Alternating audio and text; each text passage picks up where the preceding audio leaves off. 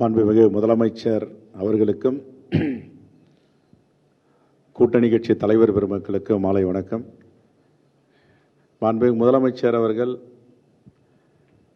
அவர்கள் தீட்டிய திட்டங்கள், அவர்கள் பாற்றிய பணிகள், அதுதான் இந்த தேர்தலில் நம்முடைய பிரச்சாரமாக இருக்க போகிறது.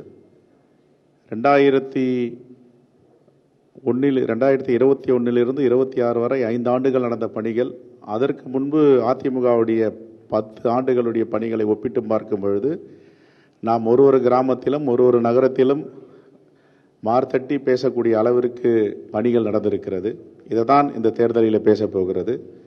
அதற்கு பிறகு தேர்தல் வாக்குறுதிகளை 21 அறிவித்த பொழுதும் இப்போது 26 தேர்தலில் அறிவித்த பொழுதும் இந்த அறிவிப்புகள், மேனிஃபெஸ்டோ வாக்குறுதிகள் அனைத்தும் இன்று கிராமங்களிலே நேற்று 7 மணியிலிருந்து பேசப்பட்டு வருகிறது. காலையில் கூட இந்த தொகுதியில் பார்க்கும் பொழுது தேர்தல் முடிந்தவுடன் என்ன நடக்கப் போகிறது என்பதை பற்றியெல்லாம் மகிழ்ச்சியோடு இருக்கிறார்கள்.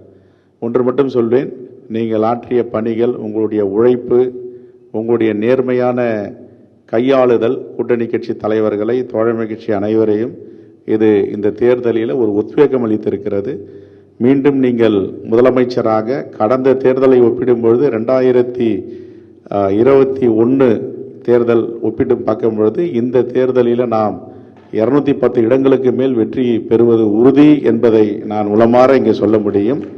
காரணம் என்றால் 30 ஆண்டுகளுக்கு முன்பு 1996 ஒரு தேர்தல் ஏற்பட்டது. அந்த தேர்தலில் முத்தமிழறிஞர் கலைஞர் அவர்கள் எப்படி வெற்றி வாகை சூடி 2-3 இடங்கள் தான் எதிர்கட்சிகள் வந்தது என்ற நிலையை ஏற்படுத்தினாரோ அந்த நிலை இந்த தேர்தலில் வரும். ஆகவே மீண்டும் நம்முடைய மாண்பு முதலமைச்சர் அவர்கள் முதல்வர் ஆவார். அனைவரும் சேர்ந்து 234 தொகுதிகளிலும் வெற்றி பெறுவதற்கு ஒன்று சேர்ந்து உழைப்போம். மாண்பு முதலமைச்சரை மீண்டும் முதலமைச்சர் ஆக்குவோம் என்ற உறுதியோடு நன்றியை தெரிவித்து விடைபெறுகிறேன். நன்றி, வணக்கம்.